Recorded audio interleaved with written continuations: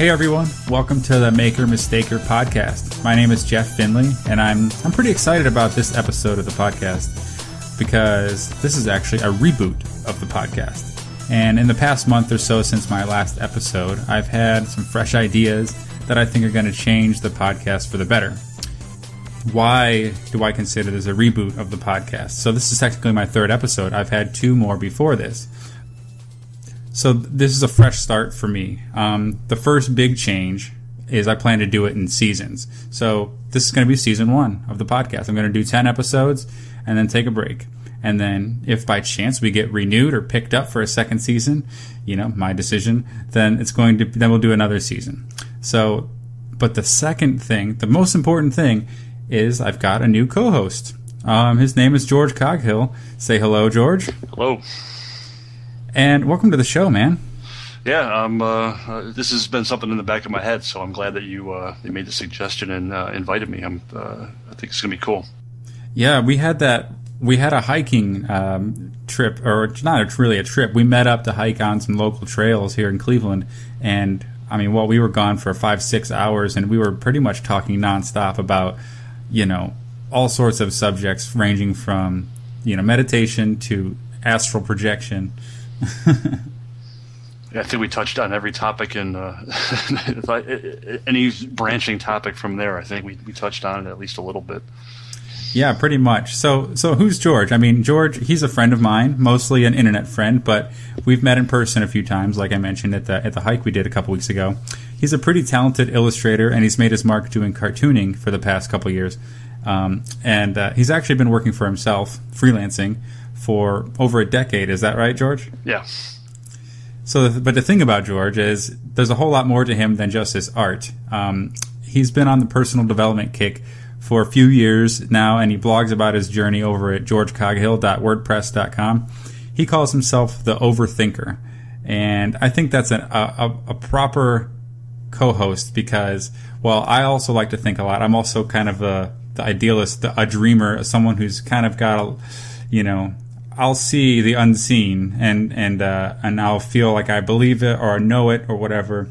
And George, when we had our talks on the hike, it was awesome because he was curious and interested in all of these subjects, like especially when we got into lucid dreaming and out-of-body experiences. He was really interested in it, but he wanted to experience it for himself. He wasn't gonna buy it, basically, from somebody else's perspective, and that's what I liked about him. He was able to ground the conversation back down into practical, like earthly, real world sort of like, okay, well, how do you have an out-of-body experience? What do you do? Okay, so that we'll get into that. So I think it's going to be a good balance between us.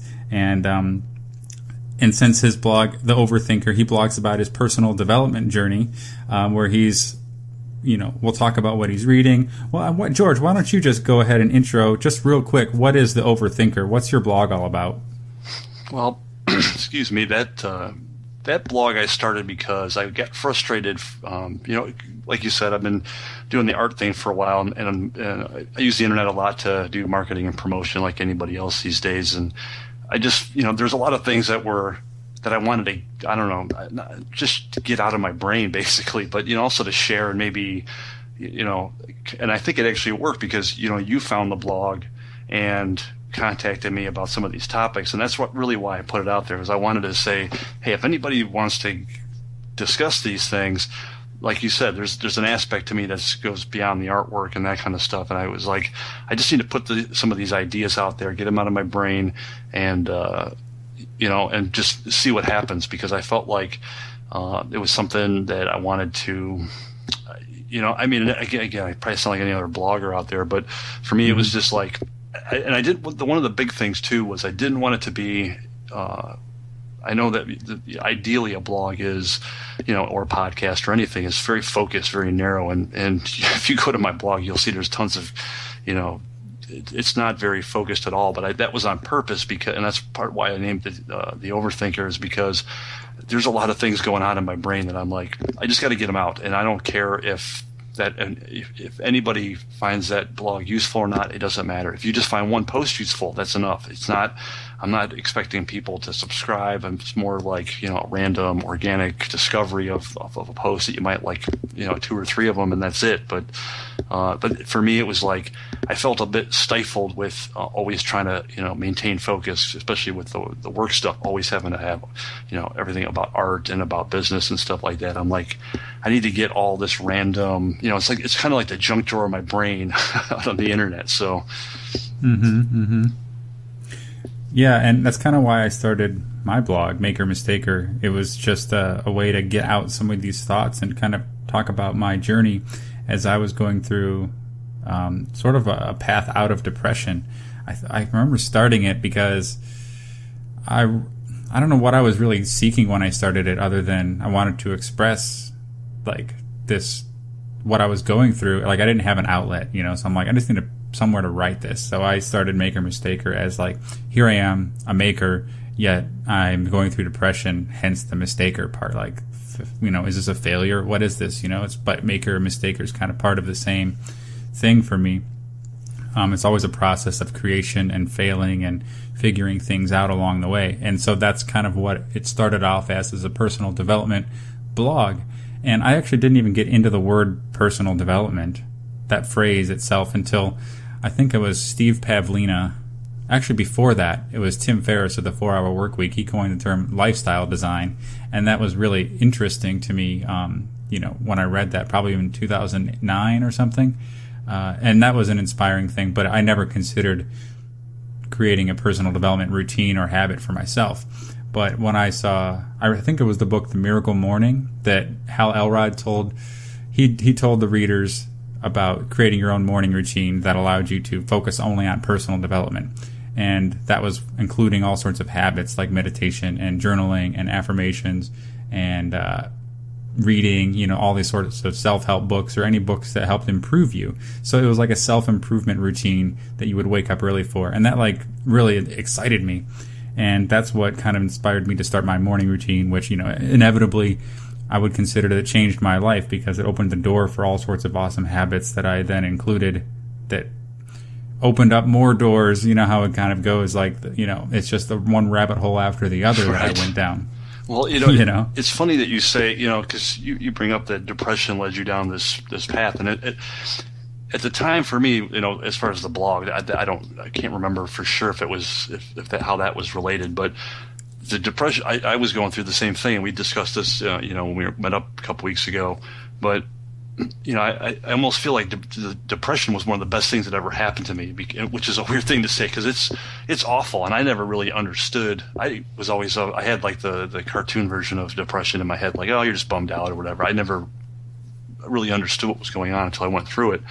But it really sparked me to make some changes because I'm like, I have no choice. I mean, you really have to do something to get out of it. And I was in the same boat as you as far as like personal development and all that stuff. I was like, whatever, I'm not into that at all. I mean, it was kind of curiosity to me, but I had no real interest or whatever or desire to look into that stuff. But I knew from dealing with the depression that I had to do something different. I knew something was wrong, and I didn't know what it was. And that kind of coupled with a little bit with a friend of mine who I mentioned to you when we were talking that day. He and I were going through some, basically I'd probably midlife crisis type, questions, thoughts, things that you're wondering about, and him and I went through some. This is probably a few months worth of discussions. We would meet up regularly and talk about these things, and we both kind of came to the conclusion that no matter what the approach, it always seemed like meditation or some form of it was what the prescription was. It's almost like the universal thing, whether it was someone called it prayer or whether they called it meditation or whether it was, there was all kinds of different things for it. And, I'm talking about looking into things from all the way from Aleister Crowley to Gandhi. I mean, all these guys always have quieting the mind, you may use it for nefarious purposes in the long run, but everybody seemed to say that there was something about that. And so, and then you, of course, one of the first things you read when you look into depression cures or non-prescription, non-medication approaches to dealing with it, meditation is always one of the first things that pops up. So I'm like, it was almost killing two birds with one stone kind of situation. So that's really how it got. Meditation got me, or like I said, depression got me into that, and then the meditation led me down these paths where, like you said, this personal development stuff, which always, it's like the new age stuff. It just doesn't sit well with me, but I like some of the ideas. I'm curious about that stuff, and I'm a experienced guy. I'm like, direct experience is when someone says you can do this and you will have results, I'm willing to give it a shot before I'm going to shoot it down. I'm like, hey, if I can do this and actually experience it for myself, I'm not just going to write it off, even if it sounds hokey to me from a superficial perspective. So, that kind of led me down, and we'll get into this as we go. But I mean, that's what led me down the path, was once you started doing some of these things, and you're like, well, I'm kind of curious what I'm doing. And I started to read more about meditation, and you read more about the mind and how the brain works and neuroplasticity of the mind. And you get into all kinds of procrastination and perfectionism. And it just, like you said, it's a rabbit hole. It's like this fractal rabbit hole that you go down, and it's super interesting to me now. And now I guess I would have to say that I'm on that personal development path, if you want to call it that. So yeah, it's like when I was in depression too, it was like I was burned out, and it was, tell me if this is how you felt, George. I mean, it was like nothing could make me happy, or nothing could help me look on the bright side. Everything that was once rewarding and good in my life suddenly seemed like a huge chore. And I achieved all the goals and dreams, and I'm like, I should be happy. Like, other people have such a harder life than me. Why am I depressed? Right. And one of the, I could totally commiserate with all of those sentiments. And the other one that drove me nuts was, I was like, I have absolutely no reason to be depressed. Like, that was what drove me crazy. And probably because I'm leaning towards the logical side of things. I looked at my life and I'm like, yeah, I'm not like some super rich, whatever, on paper people claim that it's going to make you happy. But I'm like, look, I'm doing pretty good, and things are going good with the business. On the personal side, I'm like, my family's healthy, I'm healthy. I have nothing that should be bringing me down like this. And that's what made it that was the most maddening thing about the whole thing, was that I'm like, I can't figure out why. There's just doesn't seem to be any reason for this whatsoever. So, well, what was the first aha moment that you had after, that kind of kickstarted the process for you? Kickstarted the what process? Like, say you're depressed, and what was the first inkling of whoa, there's a way out of this. I'm starting to understand. Wow, it's been. That's a good question, man. I never really stopped to think about it. I had this thought the other day, and I want to go off topic here, but I had the thought that down these types of paths, it's a lot of people want to see these big aha moments, but for me, it's always been more of a, you're hiking in the woods near dusk, and all of a sudden you realize, oh, it's super dark out, but because your eyes have adjusted while it's getting dark, you didn't notice how dark it got. And I don't like using the dark metaphor because it's the opposite of that, but I feel like for me it's always been this very gradual gradient of change as opposed to an aha moment. But I'm trying to think back to, and that's one of the things that trips me up sometimes. I think I had this thought in relation to meditation, because a lot of times I'm anxious for things to happen, or things that are very, very obvious to happen, and I look back and I go, maybe it's more of this kind of gradual, it's this, I'm becoming almost acclimatized to it as it's happening, so I can't tell that it's actually happening. It's like I'm changing at the same pace that it's happening, in a sense. So I don't know. Yeah. I don't have a big aha moment for myself. I can tell you that even before meditation and stuff, the first thing I started doing, which I'm still a big fan of it, which is why I suggested we go out for that hike when we met up to talk, is going for walks, because I didn't know what else to do to get out of my brain. So I was like, I'm just going to go do something, and walking's healthy, and I've learned becomes more about why it's healthy and how healthy it actually is. But right. I was like, I just need to get some sunshine, get out of the house, get out of my, get out of these rumination and thought patterns and stuff. But that was a big one for me, I think, was to see that making those little a simple change, a physical change too, that I could, you can, it's a goal that I could check off on the list. Like I went for a walk, even if it was for 5 minutes, but doing that every day, and I try to do it every day, and that it was slow going at the beginning, but doing those little things, establishing, and I think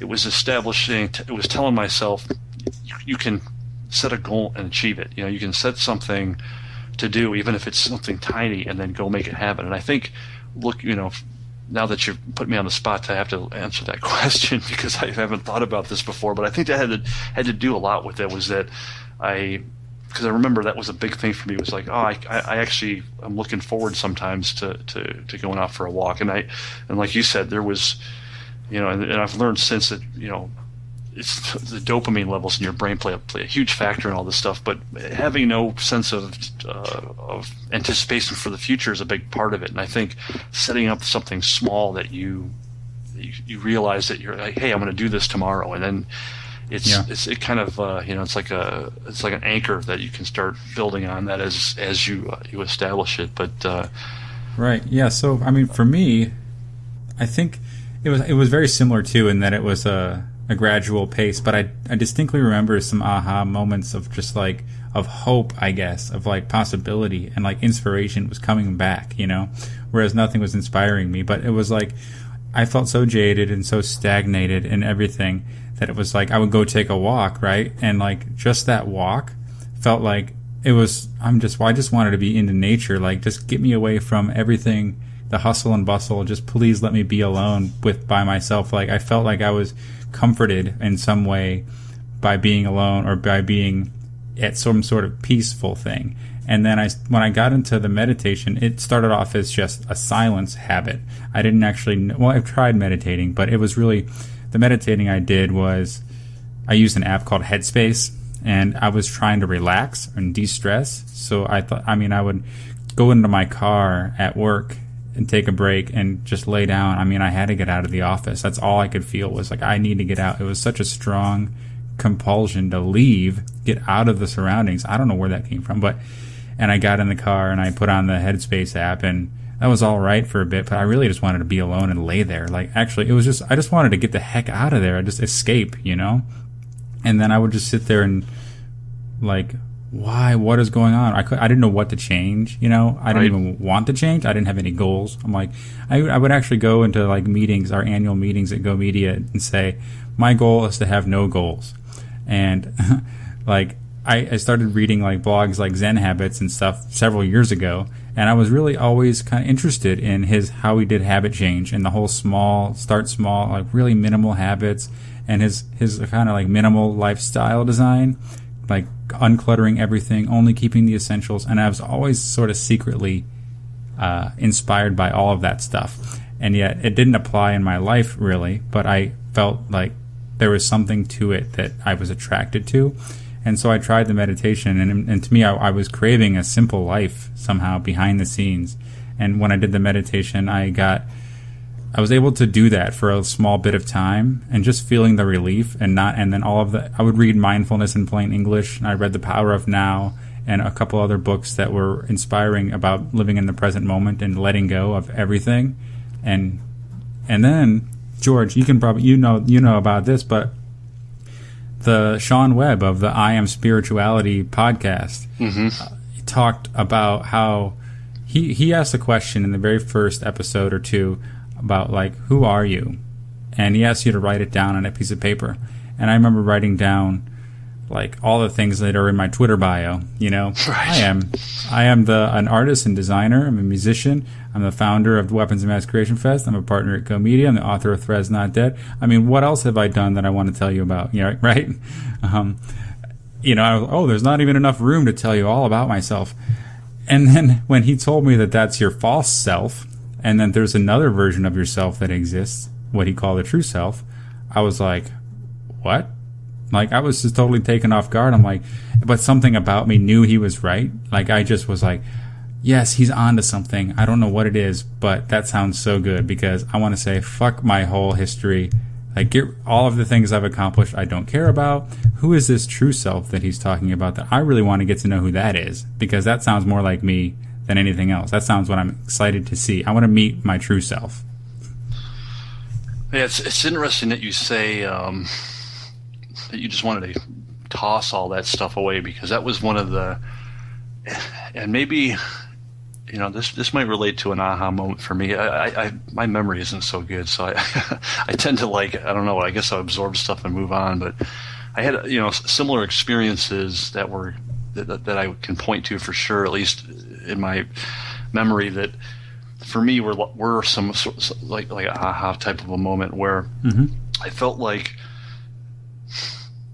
whatever like we agreed before, whatever we were doing up to that point was not working, and I don't know what to change, but I started changing some things, and a lot of it was just I said, I'm just going to stop, and I just stopped doing everything. I stopped doing everything I was doing before. I was like, I want to do everything different for a year, I don't know, 6 months, whatever. I just want to do everything differently so that I can compare it. I can say, okay, I can look back at what I was doing and from a different perspective. But I noticed that when I did start stopping, that things started improving. You know, there was, I don't know what it was, and I can't, you know, I can't put my finger on any of it, but things did start changing from that point on, and I didn't have any real goal other than I'm just going to not do anything I was doing before, because I'm like, it was almost like I'm going to, you know, like you said, I'm going to wipe the slate clean, and then I'm just going to start to keep, because, you know, I read this interesting thing around that time where they said this was more about nutrition, which is that was actually another thing that got me down this path too, was straightening out my nutrition, man. I used to eat like crap, and looking into that changed my perspective on a lot of things too. But I was looking into that stuff, and they said most people's nutrition plan is based on, like they said, would you take nutrition advice from a 20-year-old person? And most people's answer, you know, I'm 43, something like that now, 42, I can't remember, but you know, it's like, yeah, I wouldn't take advice from a 20-year-old, but their point was that you're taking advice from your own 20-year-old self. And I'm like, you know what, I'm doing that in a lot of different areas of my life, not just nutrition-wise. Like, there's a lot of decisions that I've made that I've just been doing on autopilot for 20 years, you know, like. Yeah, wow, that's a really awesome statement, actually. So what, you're 42 years old, and you're listening to your 20-year-old self. You're kind of taking cues from things that you've done since college that you never decided to change, right? Exactly. And there's things that I didn't, you know, and this is going down a different rabbit hole, but you know, there's things that even then I wasn't making the choice myself, and that's one of the big realizations that I've had, is that I wasn't making a lot of choices, and I think that was part of what led me down to some of these negative mindsets, was that I wasn't making decisions or choices, or I wasn't picking things. I was, you know, it goes this whole external validation thing, but yeah. So it was like at the beginning of all this stuff was like, okay, yeah, I haven't made a decision. I'm just doing what I'm only doing it because that's what I do. You know, I used to work at a bar, so that's what I would do. I'd go to the bar when I wasn't working. I would meet up with friends. I met a lot of people that way. They would go there, and that was my outlet for doing anything. That was like the only socialization that I had. So, you know, that was one of the first things to go. Was like, I gotta get rid of that habit, because that's purely an activity that I'm doing out of habit, and I completely lost interest in it years before, but I was still doing it because I didn't know what else to do, you know what I mean? And it was like I was still listening to that 20-year-old telling me what to do with my time. So that was a big right. Yeah, and I remember you told me too, like, you were outsourcing your personality in a way, like you didn't even like, you were just kind of doing what your friends were doing. If they wanted to do it, you'd be like, I'm up for whatever, you know, and then you end up doing what they do and what the group wants to do, and you kind of lost your personality, and you didn't realize it until you got older. You're like, man. So that analogy of listening to your college age self is a pretty good one. Well, it was so bad. I was listening to my college age friends. I wasn't even taking my own direction. You know what I mean? Oh. So it was like I was doing the same thing that I was back then that I was doing recently. So it was like I was making I was doing a lot of things that were not even my own decision. You know what I mean? They weren't things like, that's what really got me thinking. I'm like, what do I want to do? Like, what would I do if I didn't do this stuff? Because let's say that I do want to do that stuff. I'll come back to it. I'm not going to, it's like, if I really want to do it, I'll come back to it. So let's just not do it for 6 months and see what, you know, what do I gravitate when I come back to it? And it was really eye-opening to realize how uncomfortable, how much anxiety I had about not doing the things that I used to do habitually, and had no interest in doing them. I did them because of the dreaded should word. You know, I thought I had to do those things, or I needed to, you know, get out of my house, or I needed to socialize, or I needed to be at the bar, needed to do whatever, you know, needed to see these group of people and stuff. But you know, the other one was I realized that, okay, when I take out doing what other people do, I didn't know what else to do. I was like, what do I do? And it was really kind of a mind-blowing experience. But that's when I started riding my bike. You know, I started getting bike rides in and doing more fitness-related stuff, just to, you know, and really that was part of the depression stuff too. But that was my you know, the whole thing was like you had said before. You just wanted to get out of the office. You just wanted to be alone and be in the car or wherever you could go to get some sanctuary. And it was the same for me. You know, I was like, I don't want to sit still because I'm just going to start ruminating again. So I want to engage my body and not my mind. You know, and hopefully that'll help the mind out by getting the body, making him occupied, or it occupied. So, you know, and I was doing this basically the same thing. It's like, I'm just going to move and I'm going to do something different, and I'm going to do something that's hopefully healthy and see where that goes. So, yeah. And I mean, when I started my personal development routine, I mean, it's so funny. Okay, I'm just going to clear up personal development. Like, what is that? I mean, and self-improvement. Like, I think we all kind of do stuff that we think is improving ourselves over our lives. You know, I mean, we're doing the best we can. And then there comes a point when I feel like you actually make a conscious choice that you're saying, I'm going to actually dedicate my life to bettering myself every single day. And to me, that's kind of like, it was learning about my depression, and then I was just following where it led me, and it led me to one personal development resource after another. And it wasn't for a while until I decided I was actually on a personal development path. And I didn't actually call it that until I read Steve Pavlina's blog. He had a website called Personal Development for Smart People. And this guy was someone who, like, he had been blogging since the 90s, and he was so consistent, and he'd been talking about how he would learn about some new thing, and he'd try it, and he'd write about his experience, and then see how it had improved his life, if it did, if it didn't. And he got into all sorts of things, like, say, for example, what's it like to be, I've realized that I can't take rejection very well. So how do I improve that? Well, and then he would go out on an experiment and get rejected, and then write about how it felt. And I mean, he was really kind of cerebral about it. He was very smart, and that's why he called us blog Personal Development for Smart People. But that inspired me. I'm like, personal development, that's kind of an interesting thing. So when I started my blog, that's what I called it. But now I think the word's kind of corny. I mean, all I'm really trying to do now is, like, discover who I really am, my authentic self, be the most authentic version of myself I can be. Like, George, you said, you know, when you were in college, you were not even yourself. You don't even know who that is because you've, you know, outsourced your personality to what everyone else is doing.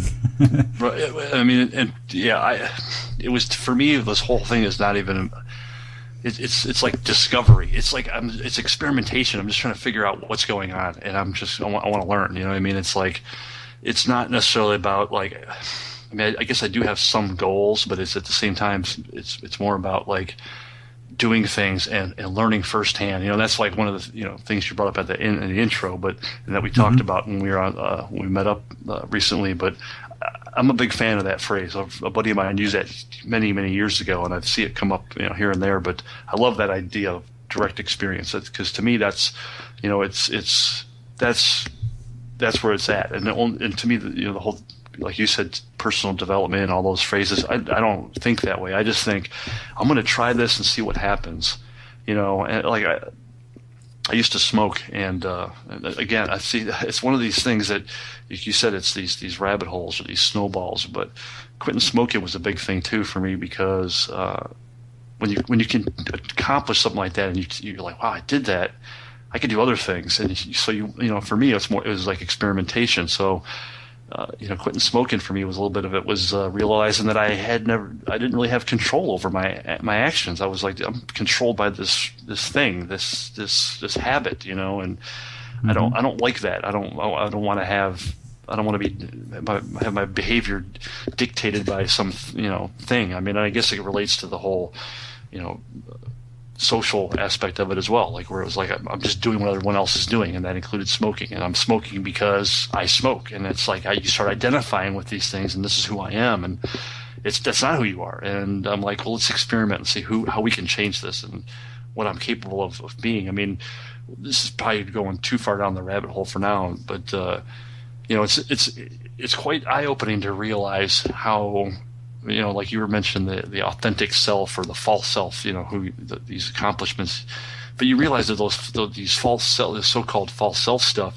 is really, it's these things you've identified with, and you can change those things. So if you can change them, then how can they be who you are? You know what I mean? Like I used to be a smoker, but now I'm not. So how can you look to that to say that is who you are as a person? You can't. I mean, when you start realizing you can change things, then you're like, well, I'm going to change a lot of this stuff, because when you start looking, you find a lot of things under the rock. So you're like, well, I got rid of all these other bad, or let's not call them bad, but let's just say undesirable or unwanted behaviors and habits and whatever practices. Mm-hmm. I'm going to get rid of more of them, and I've tried a bunch of crazy stuff that aren't even really related to personality. It was, just like this guy, wanted to experiment with, what'd you say it was, rejection, or what was the thing?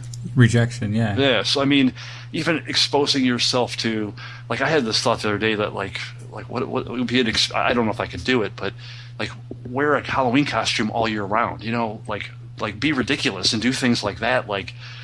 What happens when you do that? Why can't you do that? What happens when, why do you have an anxiety about doing things like that? And that's an extreme example, but I think if you could get past that, you could get past other anxieties and hang-ups that you have. And I mean, I like the idea of, have you read the book Anti-Fragile? No. Did we talk about this? No. Yeah, it's a whole different direction, but there's it's basically... There's an idea that he gets into there. It's called, it's basically related to the idea of hormesis, which is very similar to, like, there's another word for it. I can't think of it right now, but it's the idea of, like, if you exercise your muscles, they, at a certain point, they get, they build more. So you got to exercise, lift heavy enough weights to break. I don't know if you actually break the muscle down, but if you want to build muscle, you have to go through some damage to make that happen. Mm-hmm. And I kind of like that idea for everything in my life now, where it's like you need to be in an uncomfortable spot. You need to push yourself a little harder to get inoculated to things like anxiety and fear and stuff like that. I'm not saying I still have tons of that stuff in certain areas, but the more you do them a little bit, it's like I can't think of the right word, but it's like when you get those shots when you're a kid. Don't they still do that? Yeah, booster shots or immunity shots. Yeah, immunization. That's what I'm thinking. So yeah, the idea is that you need a little bit of that to let your body, or in this case maybe your psyche, get mm-hmm. used to it a little bit and build up some tolerance to it. So.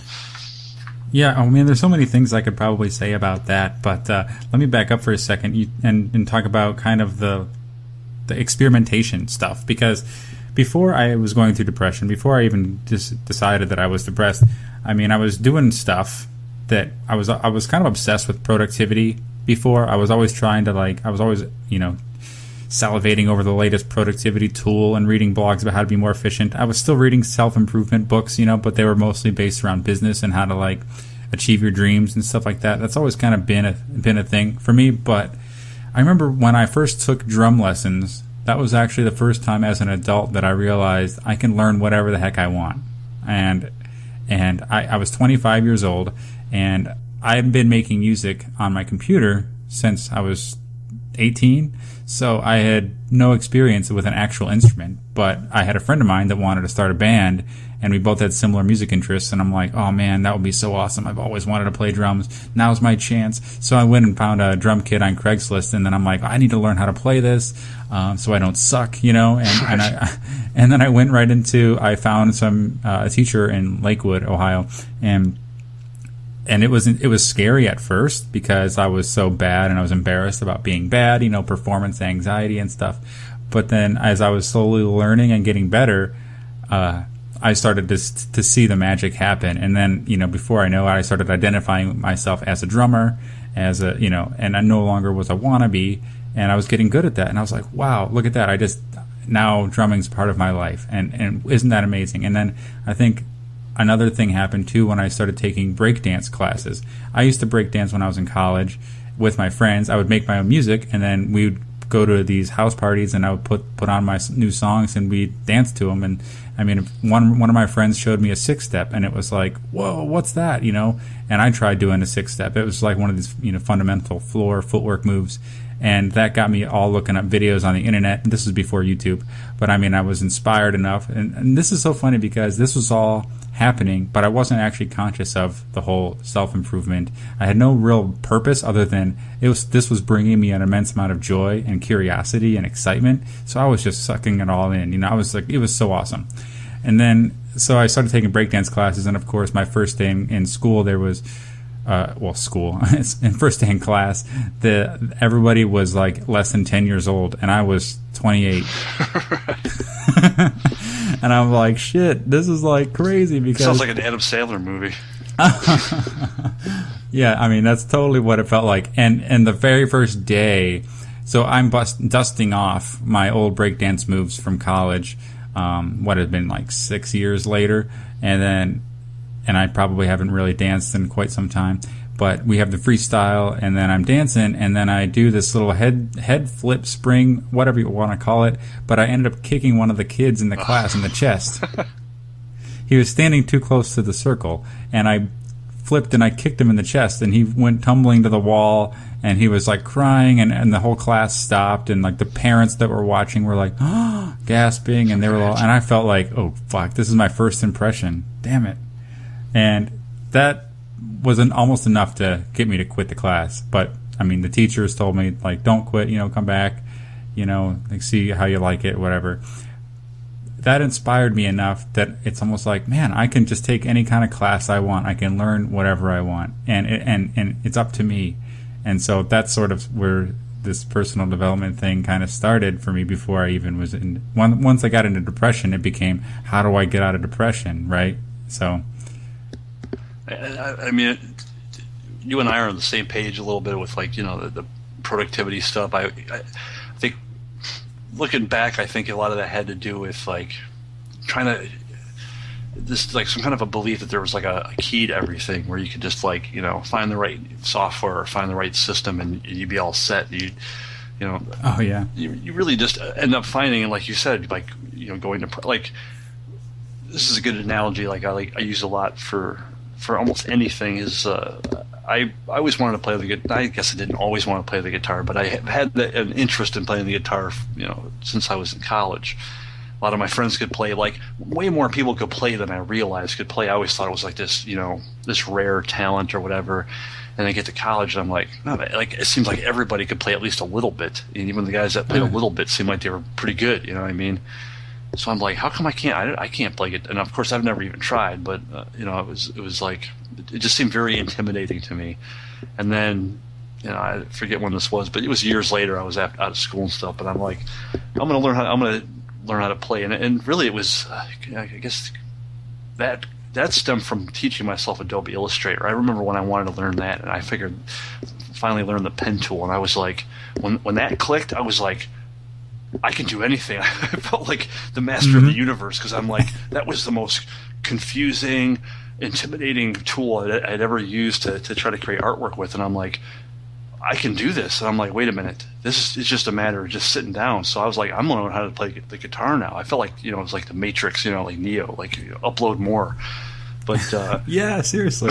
And it was like, so I got a guitar, did the same thing you do with the drums, got that whole, got the starter kit, which I still have. I actually still really like that guitar, but I just sat down, and I mean, you and I sound like we're very similar in the fact that excuse me, when I decide I'm going to do something, I'm like, I'm going to make it happen. So I practiced all the time, and I was bartending back then, so I put plenty of time to do this. But I just practiced every single day, at least, the 15 minutes that they said. But, in 4 months into it, I was actually at a point where I'm like, I'm getting worse. Like, I was doing okay. Like, my left hand, my fret hand was doing okay. And I'm like, I hit a point after like 3 months where I'm like, I'm getting worse. And I got so frustrated that I gave it up. And then about 6 months later, I decided, I'm like, no, I'm not. This is crazy. I'm not giving this up just because I got frustrated. And I picked the guitar up, and it was like the original Karate Kid movie where, he had to wax the floor and paint the fence and all that. And he was like, I'm just doing all your work. And he's like, when he went through the moves, he realized that he was teaching them all these karate moves. But anyways, I picked the guitar up to start. I'm like, I'm going to practice again. I pick it up, and I realize that all of the scales that I had been practicing, that I thought I wasn't learning anything, I knew everything. I mean, very rudimentary, at a very rudimentary level. But I could play scales and solos and lead lines, and I was like, I can't believe I was blown away, and I was like, I almost walked away from the guitar completely.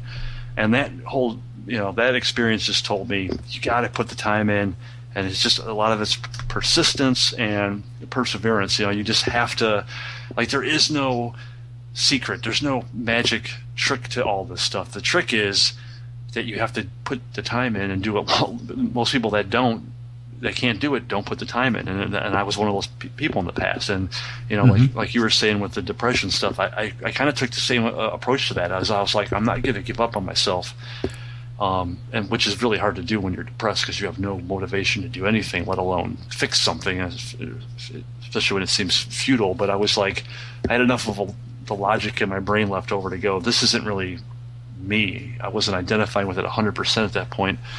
And I was able to, like you said, read books and learn how to do things. Start on a path, and if it didn't work, I'll move to the next one. But I'm going to try something, and sticking with it and experimenting was the big, that was what started us down this path. But yeah, that was a huge factor, and I think once you have one of those experiences where,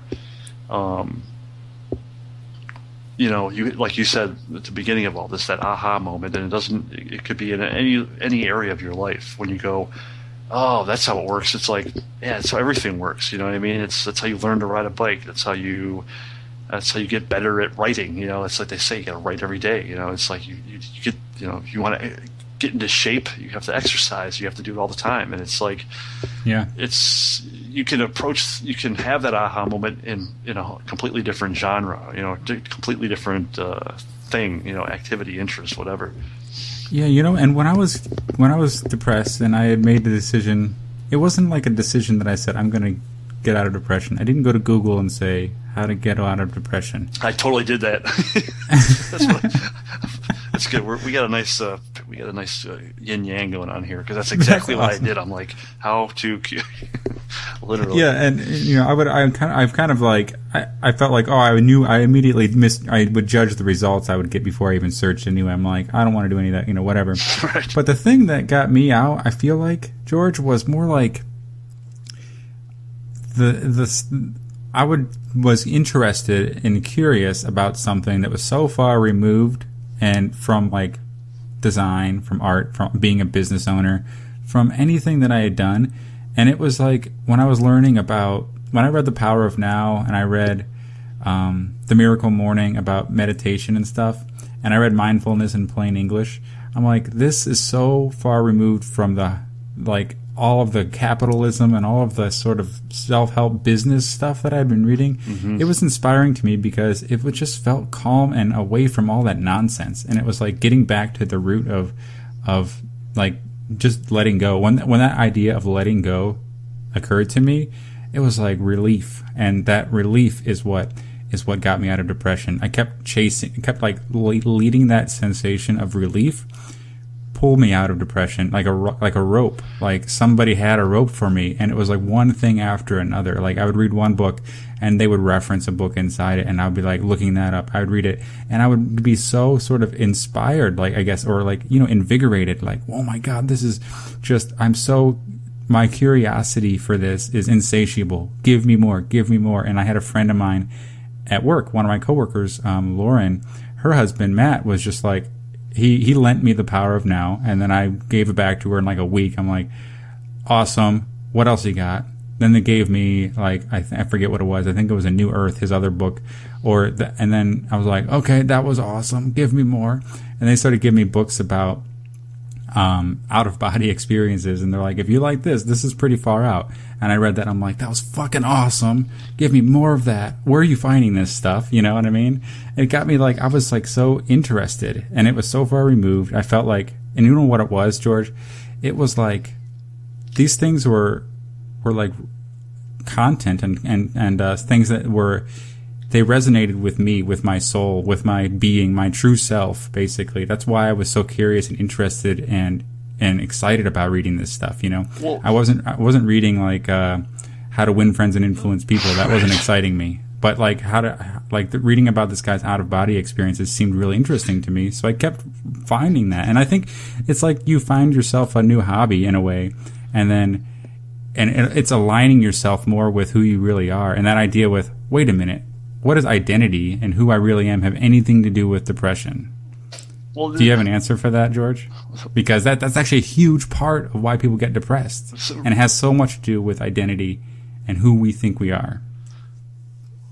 Well, that brings me to a thought that I had while you were talking. That ties right into this. Is that you made a mention of these books kind of called to you or spoke to you, whatever, as you're reading them, and you kept finding new ones and whatever.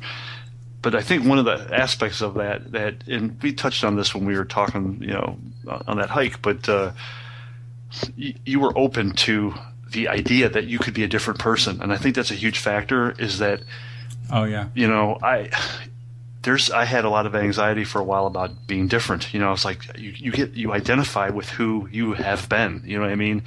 It isn't who you are. You're not attached to who you are. You're attached to who you have been being. I know that's a bad sentence, but you know what I'm getting at. And it's like, I think that you can, I had this, this is an untested thought. I just had it the other day, but one of my thoughts was, one of the ways out of depression is accepting the fact that you might be a boring person.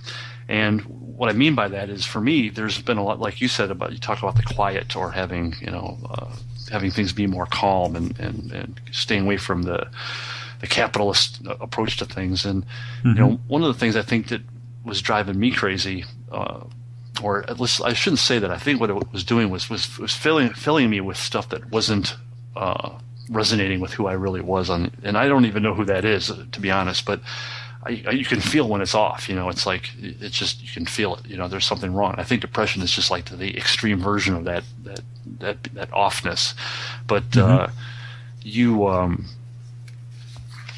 lost my train of thought. Was I saying, oh yeah, you might be boring, but one of the things for me, I think I had a fear of not being like this, cool. Not that I was ever cool before, but you know what I mean, like doing cool things and being in a cool spot, or doing what everyone else is doing, and all that kind of stuff, as you get tied up in that stuff. And I'm like, when I did that thing where I said, I'm just gonna stop. I'm gonna stop for a year and see what happens. What I realized was, I'm like, I like not doing stuff. You know what I mean? I like being at home, and since I work at home, I read a quote by the director John Carpenter, Halloween and The Thing and all that stuff. But he said he considers his day successful if he didn't have to leave the house. And I'm not a hermit. I'm not a shut-in or anything like that. I like getting out once in a while, but I also like being at home. I'm an introvert, and an introvert I think in a healthy way, not in a negative, I'm not, not the connotation most people have for introverts, but I like the quietness and thinking. And I realized, you know, I dropped off of social media too for a while because I thought that was getting making my mind fragmented. And I realized that it really was, that there was a lot of things going on that I needed the quiet for, and I needed extended periods of time to like basically digest all the all the stuff that I spills out into my blog when I remember to post it. But you know what I'm saying? It's like I had to kind of come to terms with the fact that, you know, I'm not going to be at some cool bar hanging out trying to be cool and do all these things. It's like, I don't think that was me. And I think I tried to, you know, I think I was going down that path for a long time where I was afraid to not be part of whatever, you know, minor scene there was going on around me or whatever. It was like, I was like, I got to be out there. I got to be among, you know, whatever's was happening. And I've realized over the past couple of years that I'm like, I never liked that stuff. And I don't, you know, maybe I did at the time. Maybe I shouldn't say that. Maybe at the time I probably did get a kick out of it for a while, but I know as of the past 5 years, it's one of those things where I'm like, nope, I was not doing that out of choice. And I think once I accepted the fact that things were going to be, that I was willing to let myself change into somebody who might be a lot different. And like you said, reading some of these books that you may not have read before or even considered, it's like, you know, that was one big thing that I got from our conversation that day, was that you're like, you know, you're definitely more open to that kind of an approach to yourself than I ever was up until recently. You know what I'm saying? And it was like I was at a pretty tight grip on like this is how I am. You know what I mean? And I think you were more, which is totally cool. Which is you were more willing to say, you know what, I'm going to throw it all away immediately. You know, and I'm like, I need some proof first. So, yeah, I mean, it was funny because that the weird stuff that I was reading, right? Most people would say, like, right off the bat, like, that's kind of weird, or any of this, like, I guess I didn't know what the term New Age was at the time or whatever, but I mean, you can throw it in that category if you want, but the stuff about the out of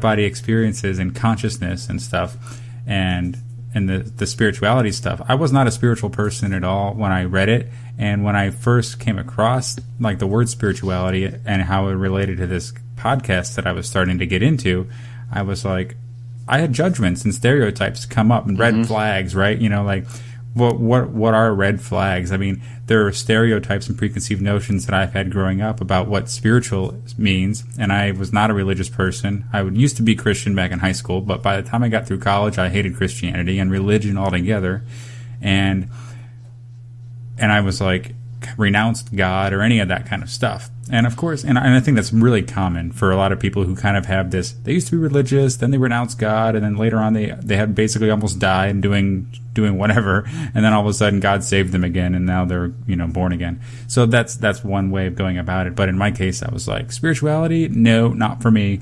But then I'm like, wait, this guy has some really good points. And okay, so the ego is the source of all suffering. Well, what's the ego? Well, it's the mind. The mind is the source of all suffering, all this thinking that we do. And then I read The Power of Now, and he's all like, thinking creates suffering, you know, like, you don't have to suffer, you can have pain, but you don't need the suffering. That's totally a human condition, and this is why suffering exists. And I'm like, oh my God, that's why I'm depressed. This is exactly why. You know, it was so, like, compelling.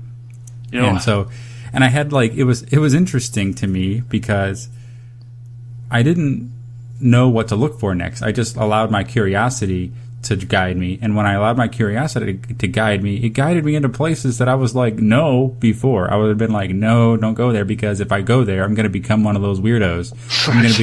I'm going to become one of those, like, you know, ghost hunter TV shows if I start looking up ghosts or supernatural stuff, or I'm going to become one of those, like, you know, crystal ball people if I start reading, you know, like, about psychic abilities or something like that. But, like, I was like, fuck that shit. Like, I'm just going to read it because I woke up this morning early and I don't feel like going to work, and this is the thing that I'm finding really interesting right now. So I'm just going to read this.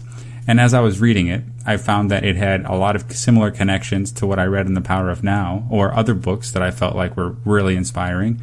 And I started putting all these things together and realizing how all this stuff is connected. And that was the launch pad for what I considered my spiritual awakening, which is what opened my mind, essentially, that there's more to life than than what I had been living. And it was like, I guess it was meaningful. Like when you're depressed, you're kind of like looking for meaning of your life. Like everything is meaningless at that point. And then I found that there was an inkling of hope, an inkling of meaning. And it wasn't like I found God or Jesus or something. It was like something resonated there. I didn't know what it was. I didn't know what to describe it as, but it was like curiosity and joy were back in my life. And so I let that take me where it needed to take me. And being open to that is really key to getting out of depression. Right? That's what you said, George, like being open to being a different person. And at that point, I did not see myself at the time I saw myself as kind of a hip, cool, trendy graphic designer type that was an entrepreneur, that was successful, he was an author. I did not see myself as a person who was going to talk about spirituality or consciousness or talk about out-of-body experiences or aliens with anyone like this at all. Like, this is not part of my life. But now it feels like the most authentic that I've been in a long time. Well, one of the things we when we met up that day, one of the first things we touched upon was I forget your phrase for it, but my phrase for it was constipated personality. What was yours? Stifled soul. Right. So, but it was interesting that we both came to the same, the same concept, but just, we had a different catchphrase for it, or whatever you want to call it, name for it. But it was like the same idea is where, and I think that's why, that conversation really took off in all the different directions was right from the beginning. We were both like, yep, I know exactly what you're talking about, man. You know what I mean? It was like, the experiences might be different. The path to how we got away from it or steering clear from it is maybe different, but it was like that same, it's, how did I word this? I was talking to my mom about this and I said, this is another bad sentence, but it's I think it expresses this properly is, I stopped being not me. And I think that was the big thing for me was that by looking in hindsight, which is kind of what you were getting at just from what you just said, was that I was cultivating this person and it was almost because other people expected me to be that person. You know what I mean? I was like, I'm going to stop being whoever that was and see what happens. And that was the liberating thing for me was I realized, and that goes back to the initial question about,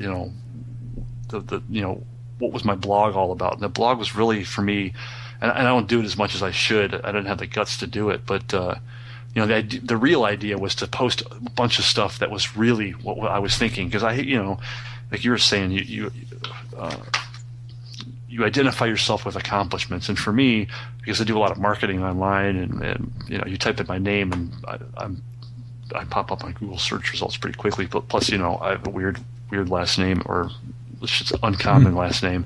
Mm-hmm. But so I'm self-conscious a little bit about like if I say this, is a potential client going to see this, or if someone that doesn't know me that well on social media, or even worse, does someone I know is going to find this? You know what I mean? Like that's huge, man. When I started my blog, like you know how much I've got a reputation like in the design community. Like I put myself out there so much, like. Not because it's like I want to be the guy or anything like that. That's really the natural way I know about doing it. It's like I always feel like your work and the things that you do feel so much better when you know the maker behind all of it. And of course, you and me both are both conscious of online marketing and business and reputation and SEO. Right.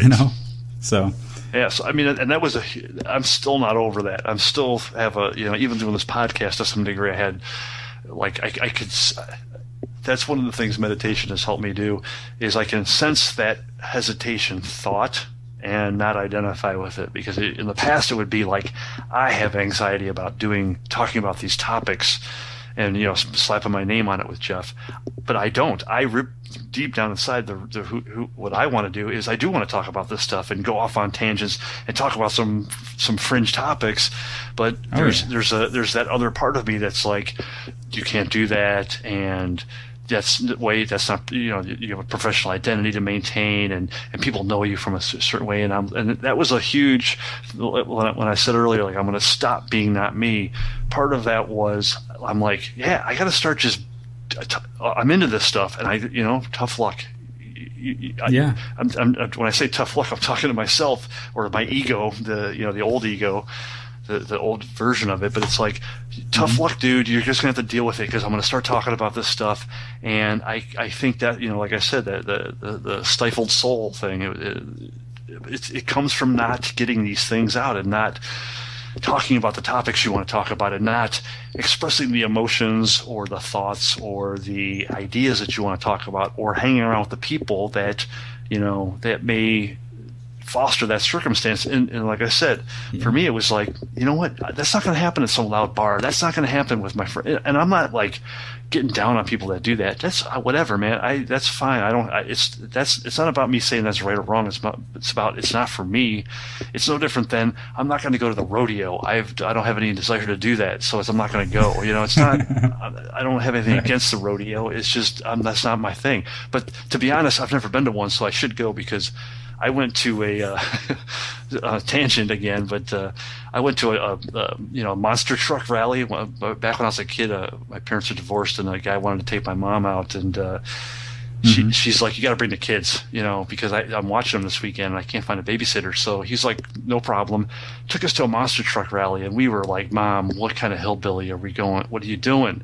And it turned out to be super fun, man. I couldn't believe it. I was like, one of the funnest things. I still remember it. I mean, this is when I was 12 years old, but it was a blast. But so that's actually a really good point, because really good thing you said that, because you had an immediate judgment. What kind of hillbilly? And that's like this belief that you have that will prevent you from it. And it's so funny because you go to it, and then you watch it and you find yourself really enjoying it. And then if you don't let yourself if you don't get too afraid of being judged a hillbilly or whatever it is that you think you're afraid of being judged as, and you allow yourself to enjoy it, like, you're getting closer to who you are. Maybe you are a hillbilly. Right. And then you're actually so pumped to be one, and you never allowed yourself to be one. And you realize how you relate to it so much more. Well, interesting. I'll tell you, the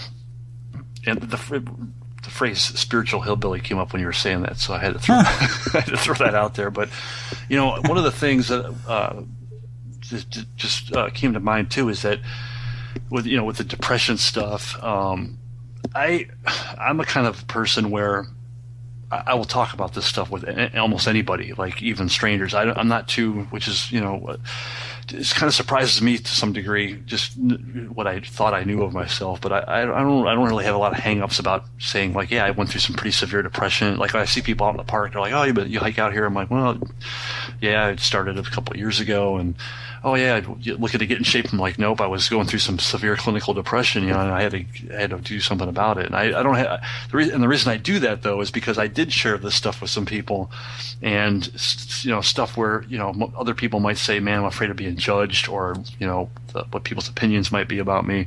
But what I found was, I was like, I can't believe how many of my friends are on antidepressant medication. I mean, tons of them. Almost all of them were. I couldn't believe it. I mean, almost everybody I knew. And I was like an old girlfriend of mine from college. Like, we're still friends now. And it's like, I had no idea I would have never even guessed she was dealing with depression. So it became almost a thing for me. Like you said, you start identifying with this new identity. And I wasn't really identifying with being a person who had depression, but it was a person who was willing to admit that he had it, because I was like, there's so many things that you say it to other people, and instead of being judged or having somebody look down on you, they're like, "Oh yeah, I've been going through the same thing, and I was afraid to tell anybody, or I didn't have anybody to talk to about this stuff." And I really feel like some of that stifled soul stuff comes from that, where people are so afraid.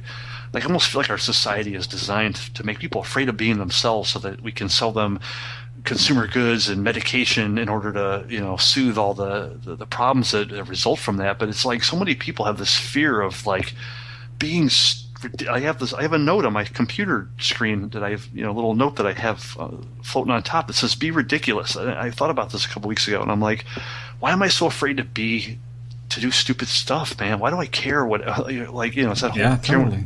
But I think like you were saying earlier, you try this stuff sometimes, and if you can accept that this might be who you are, you might find that you're a lot happier afterwards, because it's like, that may be, I really do believe that the stifled soul thing, this depression, is really from trapping something within you. And if you can let it go, and if you can overcome the I don't know if anxiety is the right word, but that resistance to being somebody different, and maybe, like you said, being somebody that you might have formerly found ridiculous, a new ager or whatever. I mean, you brought up a good point, is that you get into this stuff and you go, I talked to this guy over the summer who we were talking about meditation, and he was like, I went to a meditation group with total prejudice and stereotypes in my brain, and he was like, I got there and talked to these people. He's like, they're the most down to earth, cool, normal. You'd never guess they were even into meditation types of people. And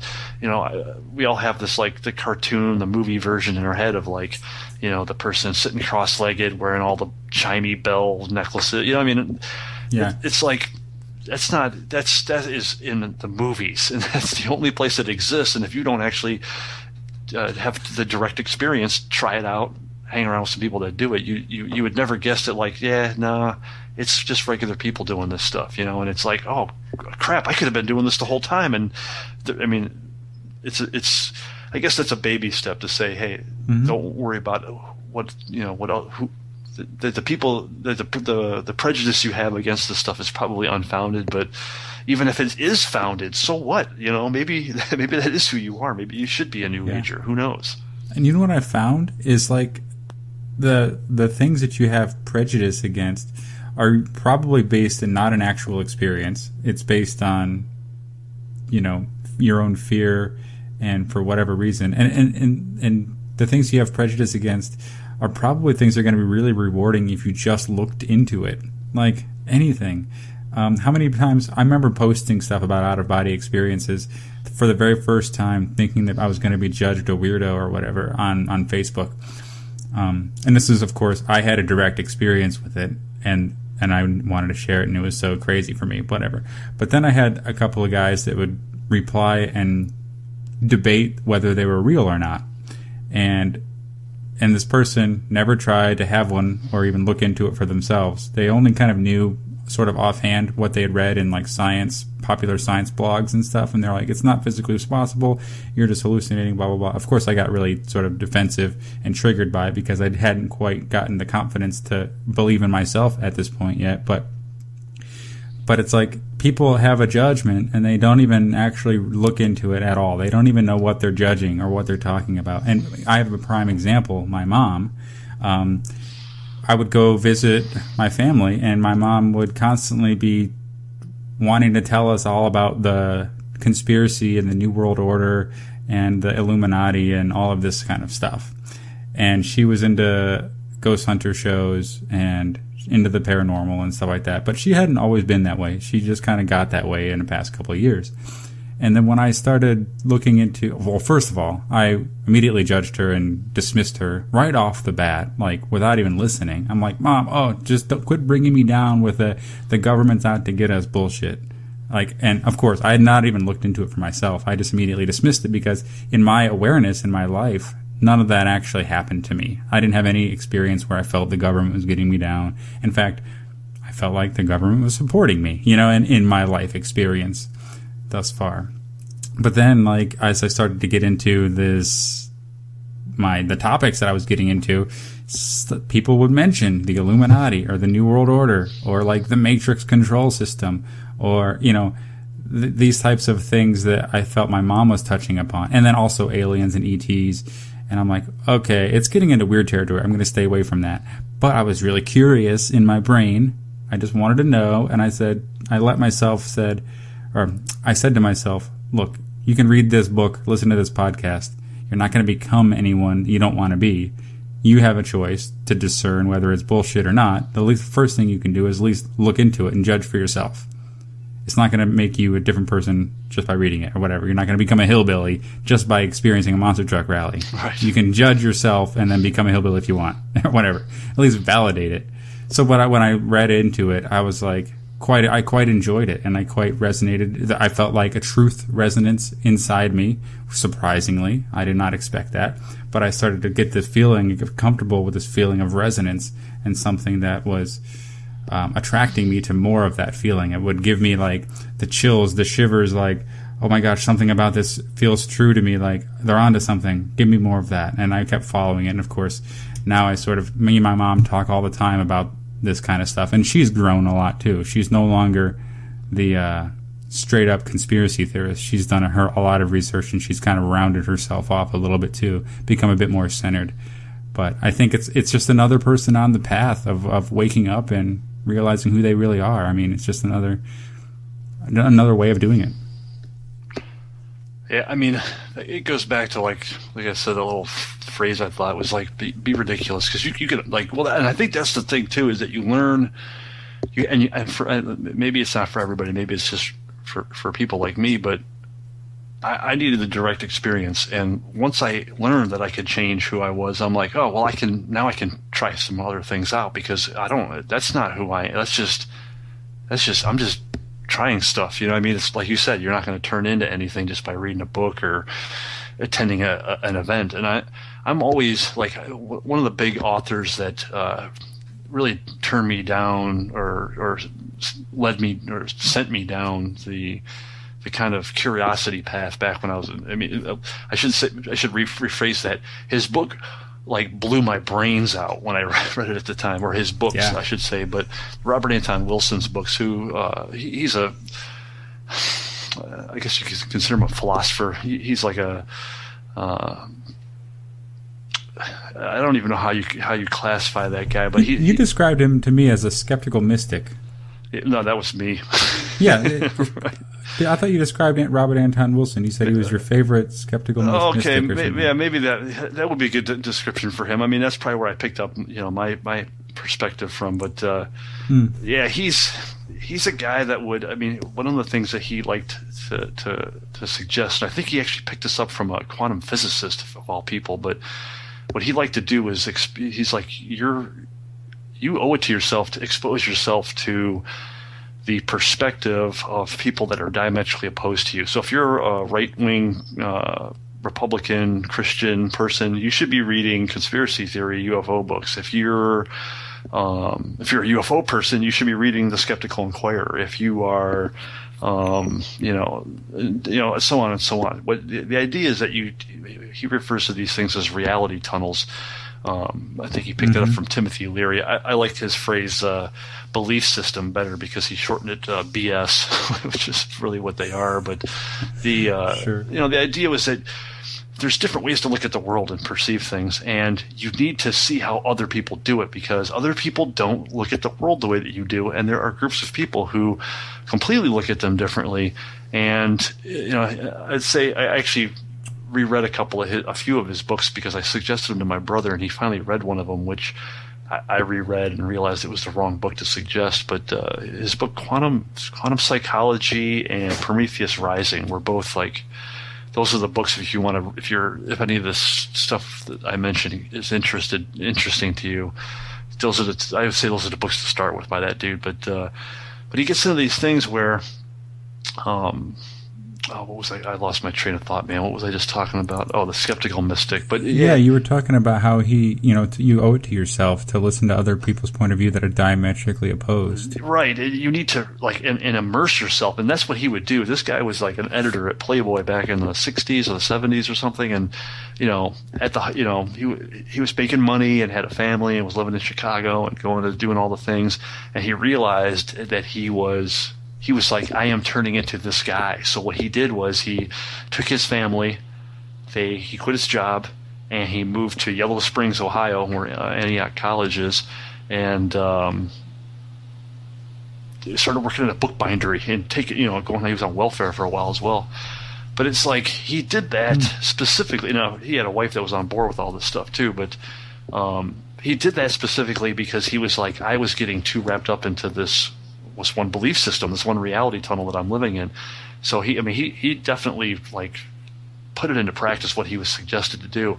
And I can't say that I've ever done that to that degree myself, but I read this book back when I was I really felt like after I read his books, and the first book I read was Cosmic Trigger, which is the book I thought is his most famous book, and it's the book that I thought I was recommending to people for a long time, and I'm like, I reread it. I'm like, oh, that's not the book.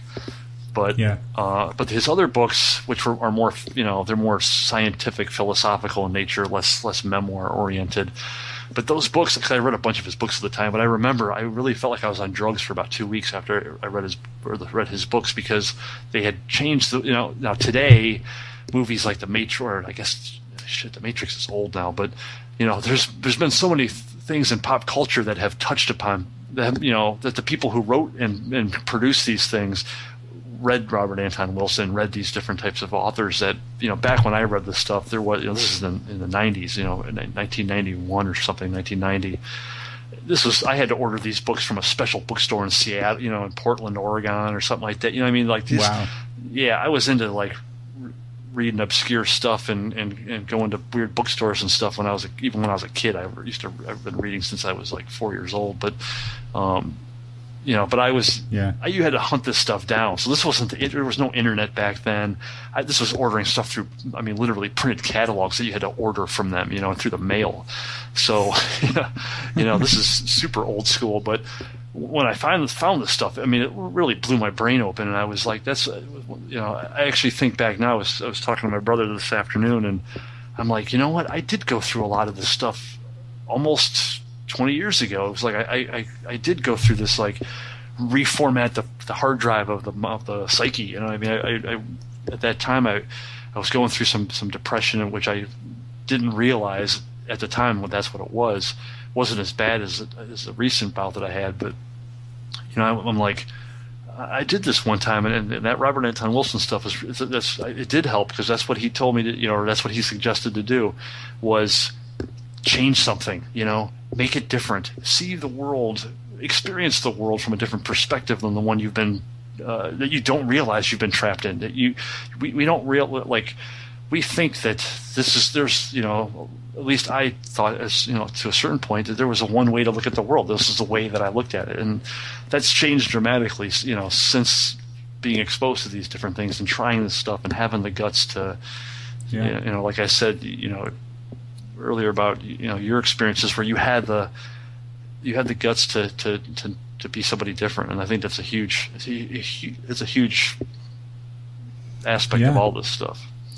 Yeah, if you look at a lot of the commonalities that are coming up in Weapons of Mass Creation Fest, that the fest that I was a former organizer of, it's all about, because last year was a big year for diversity, quote unquote, because so many conferences were building a reputation of really the same homogeneity, or whatever you want to call it, of the same perspective from the same white guy who started up a business, and was successful, and here's what he got to say. But what's important is hearing from other cultures and people that are not like you. And when you do that, it's almost like you put your guard down, you imagine yourself in someone else's shoes for a little bit, you realize they're just another human being like you, with their own belief system that they've gotten raised in the world with. And then maybe when you see how other people see the world, it gives you an expanded consciousness, or allows you to see yourself in a different way. Like for example, a very easy thing a lot of people do, especially when they get depressed, is they go travel as much as they possibly can. It broadens the mind, they say. And just by simply experiencing other cultures, they have a quantum leap in their own consciousness. My life is so different, and I can change it, and look how these people live. They live so simply, and they're happy. Oh my God, I live in America. We have everything we ever need, and everyone's depressed and fat. Like, what is going on with the world? And then they want to change the world after they come back, right? Well, it's not even necessarily like it has to be even out all that dramatic. It could just be, or that diametrically opposed. Like I remember I had an opportunity to go over to Europe, and we were in England and Amsterdam. This is years ago, first big trip I ever took like that. And when you travel on the Euro rail or something, I don't know, the super fast train that takes you through Europe, but you stop at different countries along the way, and they all have different money. Well, this is before the euro and all that stuff, but you really get a sense. You're like, it wasn't like this is better, this is worse. You're like, it's just different, and you're like, yeah, it's all arbitrary, man. Like none of this stuff is like reality. I mean, it's just like that's awesome quote. It's all arbitrary. Well, it is. I mean, it's just how some people decided to do things, and then the habits that stuck. And I was driving down the street just here in Kent last summer, the summer, I can't remember what it was, but I had the idea that like we picture cities as being the thing, that we have cities that we live in, and then there's nature around it. And I'm like, that's actually, if you think about it, it's totally the opposite. It's all nature that we have squished with the city. Like a street is not a thing. A street is an aberration that has crushed what was there before. And we don't think of it that way. We think of like it's the city and there's nature around it, and it's really not that at all. But we don't look at things that way. We look at things the opposite, and it's like we take like especially because down here in Kent they did a lot of development for the downtown area, and it's totally different than it used to be. And it's cool. I mean, it seems like it's doing good for the businesses down there and stuff too. I mean, I'm ambivalent about the whole thing. I think it seems like a positive change, but it's like people have this. I just it was interesting to watch my perspective, just to say like, okay, I've been here a long time, and to see like, I see Kent as a certain, this city as a certain.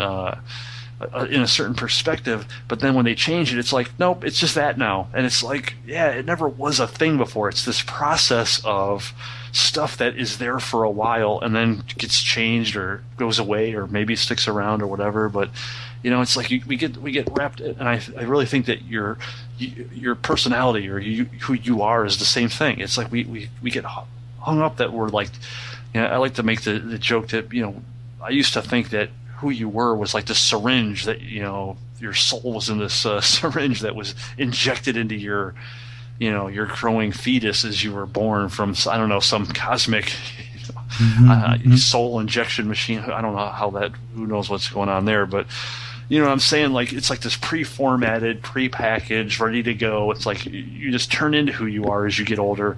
And I pick up a lot of this stuff from Alan Watts, listening to a bunch of Alan Watts lectures. Yeah, he's amazing. Yeah, that's another guy who blew my mind. That's another aha moment. I was thinking about it a couple of seconds ago, but that guy opened my brain up last summer big time. But he brings up this idea of process, that things are processed. Like things are. The best analogy he had for me was, if you see a little whirlpool in a river, he's like, the whirlpool is not a thing. You can't grab the whirlpool and put it in a jar. You can grab that water, but the whirlpool is the expression of a pattern in the water. And he's like, that's what societies are. That's what civilization is. That's what you are as a person. As your body, your even your ego. It's just this process of things that have been passing through your awareness, yourself. I don't know, whatever's beyond that stuff, and it gets into patterns that we identify with. We identify with whatever whirlpool that's been going on, and it's like, all these things we've been talking about have led me to this thing that says, no, you can change that whirlpool, and it's the whirlpool was started by you. It's not. It wasn't there before, so it doesn't. You don't have to hang on to it, And again, it goes back to that thing about changing stuff. It's like you have to believe that you can do it. And the only way to believe that you can do it is you have to do a little bit of it and realize, like, oh crap, this stuff isn't real. Like this, I've been all hung up on not changing something that doesn't even really exist. It only exists because I've just been doing it for so long. It's like that's the only reality that it holds, and it's like, yeah, and it's not permanent. It's not concrete. It's not tangible. It's actually mostly the identity mostly comes from your mind. What you give it a solidity. Oh, 1,000%. And then one person can identify completely different. Like you said, when people talk about, you have this perception of Kent, and then they changed it, and now it's a different perception. But it's like, that's your perception too, what you see it. And depending on your life circumstance or your thought patterns, you could look at it as a beautiful thing or as a horrible thing. And it's neither one or the other. It's like, this is what mind does. This is what it labels things, it categorizes things, and it has thought patterns, and it's influenced by other people's thought patterns. And if you imagine it like a whirlpool, your mind is kind of a little bit of a small wave in the sea of consciousness, and your mind is just a little ebb, a little whirlpool. And then other people. There's a million other whirlpools and waves in the ocean, and like how influenced yours is by other people and by culture, and you realize how like it's sometimes almost impossible to identify what thoughts came from you, like, or that you originated. And that's a tough thing. That's where a lot of this reprogramming, the format your hard drive of the psyche, as you called it, which I like very much. It's like, stop doing what you're doing to figure out, like, to kind of reboot your hard drive and start coming up with your own original thoughts. And the only way to tell if they're original is if they bring you joy. Like, that's how you know where it's coming from. What's truly you is that feeling of joy and peace and happiness and love that you feel. Like, that's resonance with your authentic self. Right. I totally agree, man. I mean, and the tricky thing there, too, is I think that there's a lot of systems in place, and I'm not talking conspiracy theory. I'm talking just financially. Like, it financially benefits people for us to not do some of these things. Like, you're absolutely right. No, you are totally on. It's not. I'm not saying that it may even be conscious. It's just that, like, if you want to run a good advertising campaign, I had this thought the other day that self-esteem is bad for the economy, because, like, if people felt good, like did what you said, realized and experienced their true self and found this joy and happiness from within, they wouldn't be buying a bunch. They wouldn't have this anxiety to go buy stuff. And I mean, I think we've talked about the documentary "The Century of the Self," which is where I get a lot of this stuff from. And the advertisers like freely admit that that's exactly what they're doing. So it's not like this is some crazy theory. This is like literally like their game plans. But it's, I was saying that earlier where I thought, like, it's, people are afraid to do it. I still am afraid to do it to some degree. Like I said, I still have some apprehension. That's the word I've been looking for. Apprehension. I've had apprehension about expressing some of this stuff publicly, or I like having it associated with me. And it's like, and like I said before, I'm pretty. I don't get hung up on that stuff a lot, and I can imagine how somebody who really identifies with who they are, how hard it would be for them to do some of those things that you just mentioned. You know, I mean, that's something where I don't even know if some people are aware that that's even possible. You know what I mean? Let alone actually experience it and do it. I don't even know if they're aware that that's an option that's available to them. You know what I mean? I don't even know if I was aware of that 5 years ago. Definitely not 10 years ago, but it's been a very recent, and the big thing for me was that I had, going back to the depression thing, is I really had nowhere else to turn. I had to do something different, and I didn't know. I was finally willing to be an idiot. I was like, or be ridiculous. I was like, I can't not try those things, because I told my brother, we talked about this, and he was super supportive all through he's always been that way, but I mean, he couldn't help too much because he never really went through any of it, but he was really helpful, at least just for moral support. But he told me, he's like, dude, you got to go to the doctor and get medication for this. He's like, you can't go through this like this anymore. And I told him, I said, you're 100% right. I said, at that point in time, I was looking into doing that, and I go, you know what? I have never really tried to change. I didn't really try to meditate. I didn't really try to exercise and get walks in, and I didn't really try to change who I was. What I really wanted to do was to have the old me, which I really believe now was my ego clinging to its existence, but I wanted that old me, and then I just wanted to be able to fix it. I didn't want to have to break it down and rebuild it, or totally demolish it and get a new one. I didn't. That stuff was all super scary to me. And when I did make I promised my brother, I go, you're right. I said, if I got 3 months of doing this stuff, and I'm going to really do it this time. And if it doesn't go, I promise you I will go to the doctor, and get medication. I just didn't want to, medication was just, I just didn't want that at all. But, yeah, that's what sucks though. Like, it's like you said, self-esteem is bad for the economy. Like, keep everyone at a low level of unease so you can sell products that soothe the unease and perpetuate the cycle. It's so obvious when you see it. I mean, I think a lot of people are aware of it and they participate anyway. I mean, I'm aware of it and I still feel unease, and then I go to Starbucks and get a coffee and feel better. Like, I do that. I participate in that, even though I'm aware. But I think that's the key too. Being aware, and then I'm saying, okay, I'm going to make a conscious choice to participate in it. I mean, it's not like this is happening to us because we as humanity are the ones who created this system anyway. I mean, like we built it. We grew up in the advertising industry, right? And then we get jobs in the advertising industry, especially you and me as artists and designers and creatives. Like we create ads. And me as a business owner, I'm creating my own products and then trying to sell them. And how do you sell them? Well, you have to. People need a problem that you're trying to solve. Right. If people didn't have problems, there'd be no way to make money. And okay, money is a whole nother topic, of course. Whether money, this construct of slavery. All right. Okay, that's a whole nother podcast. But it just reminds me of it's just the that's what they call the Matrix. Right. No, yeah. Exactly. That's it. Right. No, it totally is. I mean, and it's not like,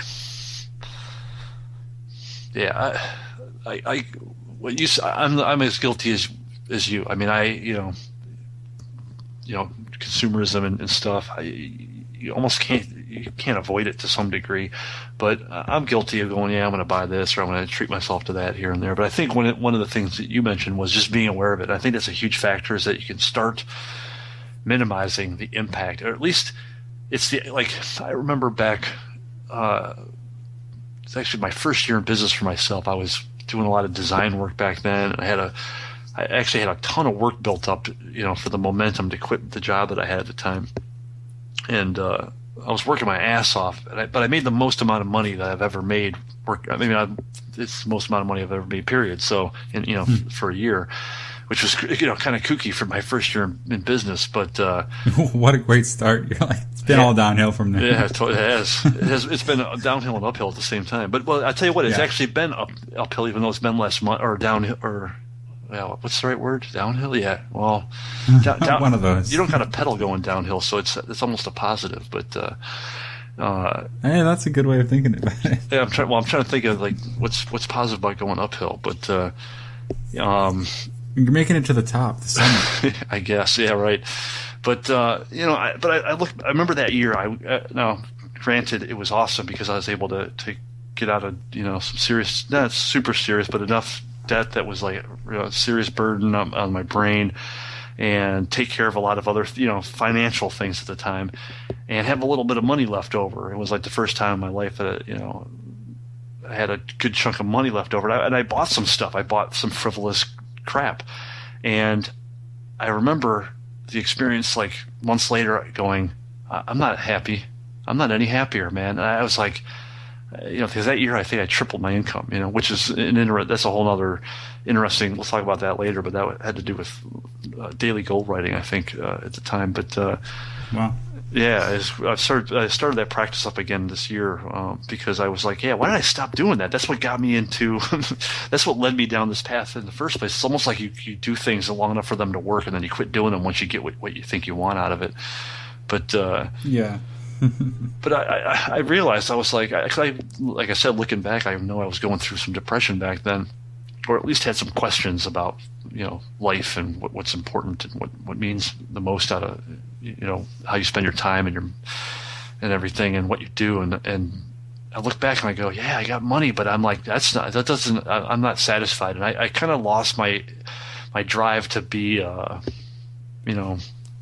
for that and to head in that direction. I mean, it's not like I didn't want my business to be successful and to be able to make money as an artist or whatever, but I lost that desire to be rich from it, which I guess is probably a good way to approach that stuff, because being rich is tough doing this stuff, but I really did lose the interest in it. I'm like, money is not the solution, and I'm like, you got to have some of it, and it's a necessary evil, but it's definitely not like the solution for your soul, for sure. I figured that out a long time ago. So it was like, need money. I'm going to do what I got to, but I was like, I don't need a lot. You know what I mean? I learned how to live. You talked about like the Zen habits earlier at the outset, but I've always been into that stuff, man, living simply and minimalist and stuff, and try to, just how can I do with the least amount to get, not just to get by, but like it's more about I don't know if we ever talked about this, but the Stoic philosophers, have we ever talked about this before? I think we may have talked about it on our hike. Yeah, I think we touched upon it a little bit. But those guys, like when I stumbled across them, I was like, my buddy of mine turned me on to them, but I was like, oh wow, this is like I've been doing this without realizing it. And they had some other things that I wasn't doing, but I mean the basic gist was, this idea of like appreciating what you have. Like that's one of their tenets or their I don't know, mantras or whatever you want to call it, but the idea is like really desire what you already have. Like don't want these things you don't have. Want what you want what you have, and really appreciate that stuff. It's an interesting approach because we have, like you said, we live in earlier, we live in America, man. We have even the people that are the worst off. I shouldn't say that, but even the people like that think they're not doing so well. It's like, dude, you're so much like. Your life is so blessed and enriched compared to what some other people have, at least on a material level. On the day-to-day, how you're living your life. So you're almost guaranteed to have a refrigerator and a furnace in your house, and the winter kicked in the other day, and we got snow here. It's like it's easy to to be appreciative of the fact that your house is warm, but that's something that's not everybody has the luxury of. And it is a luxury. That's what's so funny about human nature, like in the hedonic treadmill. Like you always adjust to a new baseline of what you have, and you always have a desire for more. And I think that desire is part of our DNA. It's part of our soul's reason for being here on this planet. It's always a desire for expansion. I mean, that's how evolution works. Is consciousness is continuously expanding. It's always evolving into something else. And so, but like, I think at a base level, you need to have the base survival stuff in order to make it here. So it's like once you have that taken care of, then you start worrying about all sorts of first world problems, and those are like, it's just a lot of stupid stuff or whatever. But like, that's why it's hard to appreciate the fact that you have heat. Because, well, for one, you never really experienced life without heat. Right. And I think each person, like, okay, you're born in the States. You're born with a lot of privilege. But you didn't choose that, like, on a physical reality level. Your soul may have chose that to incarnate into this circumstance, to learn and experience and evolve in a certain way, that only this experience of George Coghill today could actually offer, right? Like, I'm experiencing my own type of suffering and depression. It's not the same type of suffering and depression from a third world country, but if you know anything about past lives or get into anything like that, your soul has chosen to experience all sorts of different types of things in life. So it's like, at this point in the evolution of my soul, it needs to experience something like this, which I think is a massive spiritual awakening, a consciousness expansion, knowledge, and also ultimately helping others and creating, being a creator. I think is something too. Once you evolve past survival worries, you start making stuff. You express yourself, and that's like soul expression, in my opinion.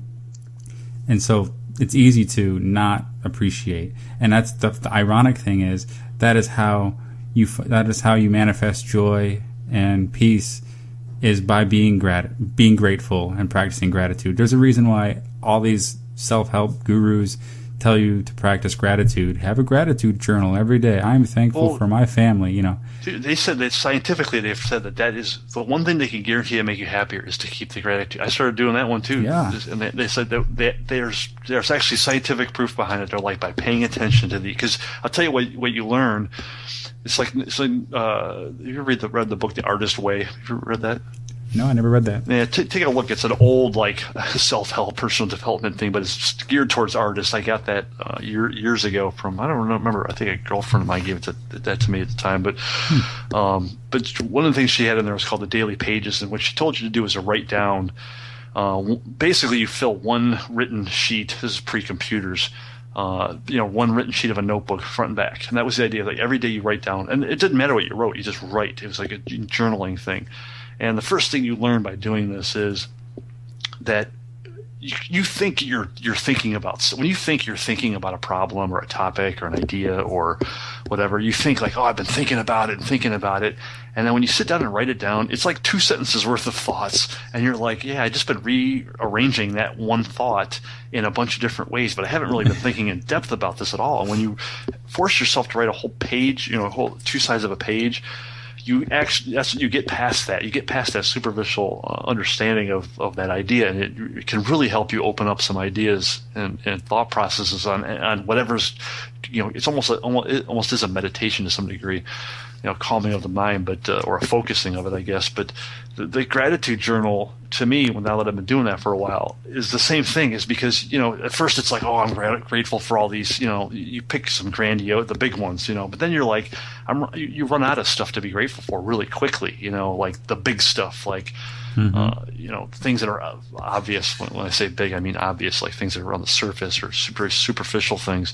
But you start like going like, yeah, I'm just grateful that I have like a functioning body. That everything, that my body is operating properly, because there's people who don't have that. They were born without arms, or they get older. My mom's going through, she's got some Parkinson's, which is very, very low level for her right now, thankfully. But the people who have that can lose complete control of their body. You know what I mean? And it's like, you don't realize that small things like that we have.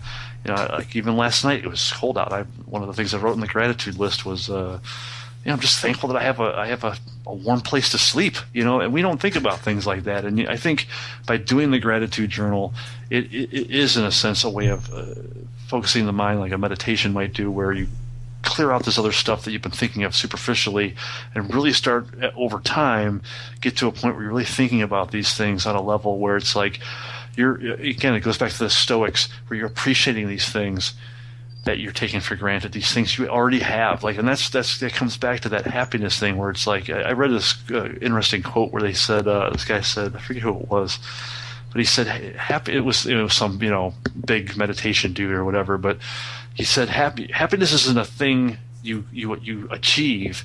It's getting rid of all the stuff that you've accumulated that's in the way of the happiness that you already have. And I really think that part of that is this idea of that you don't appreciate these things you already have. It's like it's right there. It's like it's with you already. You've just blocked it off because you're like, that's not good enough. Or like you said, the hedonic treadmills, that's a great one. Like if people aren't aware of that thing, man, that's a huge concept to absorb into your awareness. But it's like, that's a big one. It's all this. I made a joke to this guy that, or who was I talking to? But I don't know how it is up in Lakewood where you're at, but around here, man, because there's so much space, it's a little more rural around here.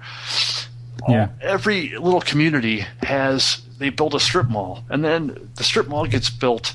The community spreads, and then they have to build another strip mall down the street, and the old one gets abandoned. And then what you eventually see is they build storage unit facilities. So I'm like, people are so messed up that they've been taught to buy so much crap that it has to be closer and closer to them, and then they have nowhere to put it because they're buying so much of it that they have to buy an apartment for it's almost like this mistress, they have to buy this apartment that is like the Goodfellas, where they gotta keep their illicit relationship secret and put her off in this thing. It's just so bizarre. I'm like, why don't they should turn those old strip mall stores into storage units so you can store all the stuff you didn't need that you bought and have nowhere to put.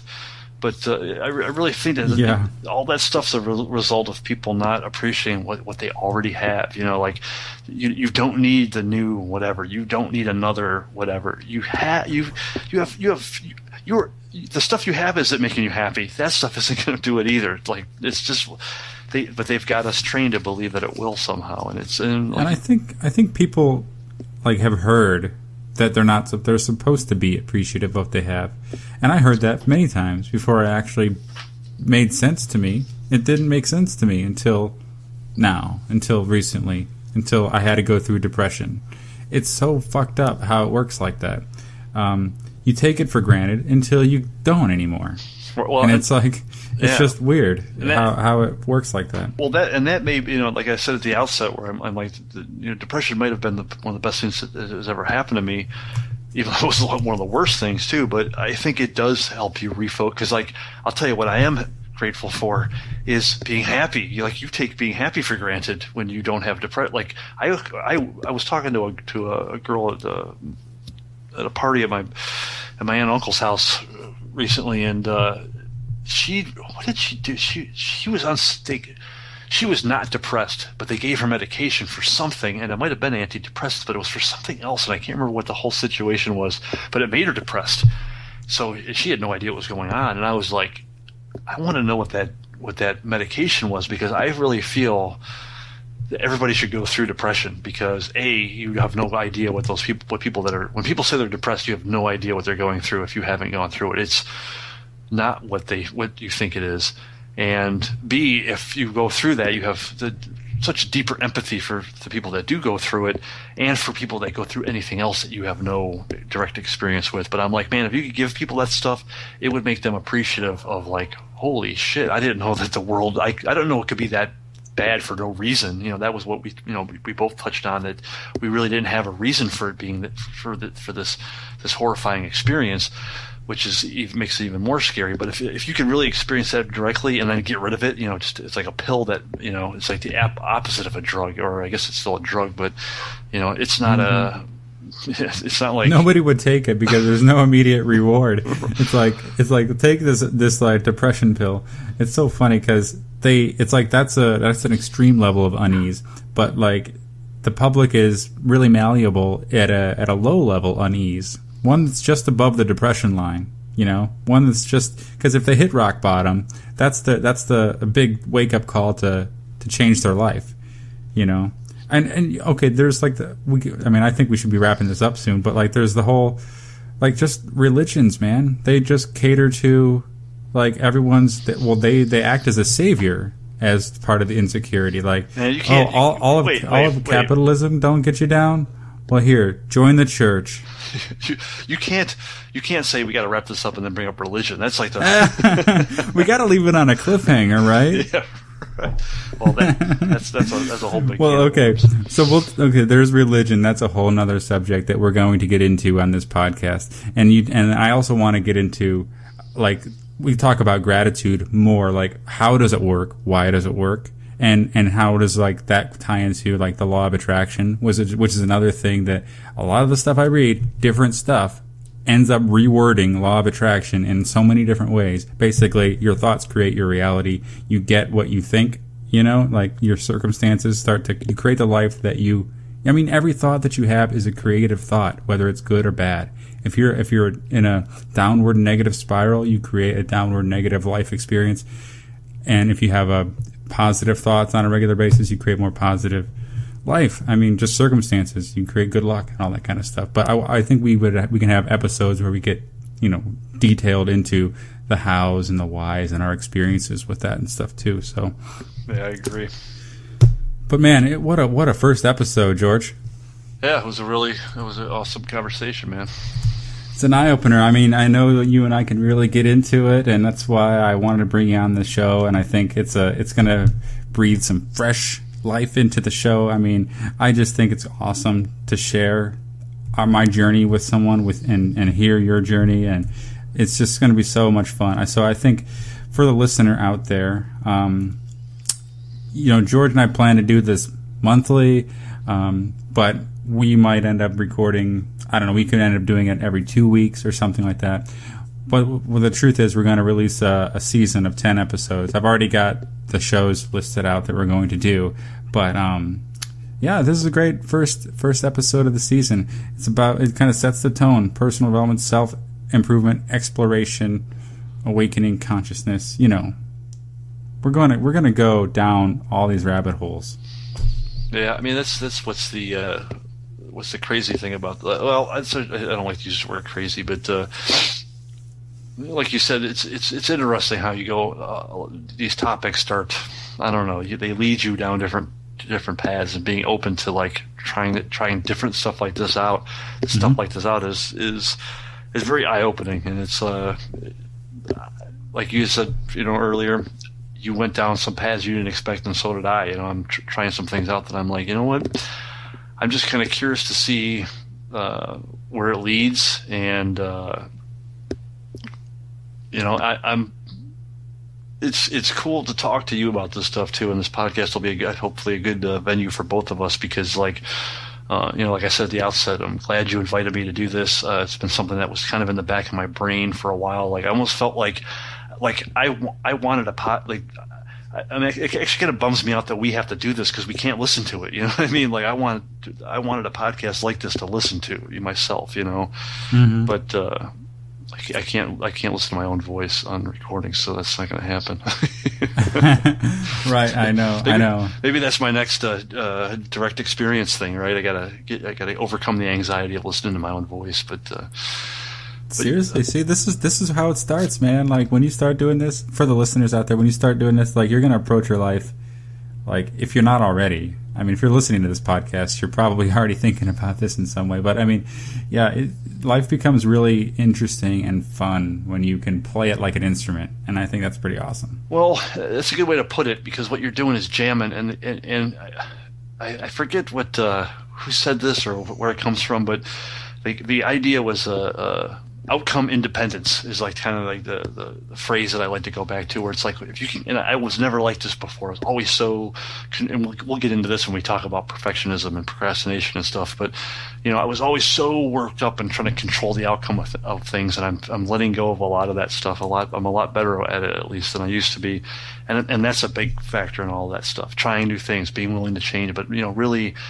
being okay, with failing and trying stuff and having to not work out, but not being so tied up with, like this podcast itself is that, I didn't know what we were going to talk about really. I mean, I know myself, and I'm like, I'm going to go off on some tangents and I'm going to talk too long, and, who knows what we're going to get to. So, we've touched on some really interesting stuff here. I'm had a good time. All right, cool. So, you can find us on iTunes, give us a rating, write us a review. I feel like I got to say that because every other podcast I listen to says that. Right. But honestly, I don't even really care, because this is fun as it is. I don't care if anyone listens to this. One person listens to this. Awesome. Maybe share it with a buddy or a friend of yours. The big thing for the reviews is mostly that other people will give it a chance. So if you like it, it doesn't do us any, I'm with you on the same boat. We're doing this for ourselves, but it gives other people a reason to give it a try. So if you think you got something out of it, a review costs you nothing, and all it does is helps other listeners. It doesn't really do us. What are we going to get out of it? Yeah, that makes perfect sense. And so, but you can find me on Twitter at Jeff_Finley and the blog MakerMistaker.com. You can find George. Where can they find you? Well, you can find me on Twitter at Coghill. I don't really post much online anymore, but I still post some stuff here and there. But you can get my blog, which is georgecoghill.wordpress.com. And you can find links to my artwork and stuff on there too, but that's not really what this podcast is about. But if you go to georgecoghill.com, there's some artwork there, and you can find everything else from those websites. So, all right. Awesome, George. Well, thanks again. Have a good night. And listeners, thank you for joining us on this episode of the Maker Mistaker podcast. And I will see you next time.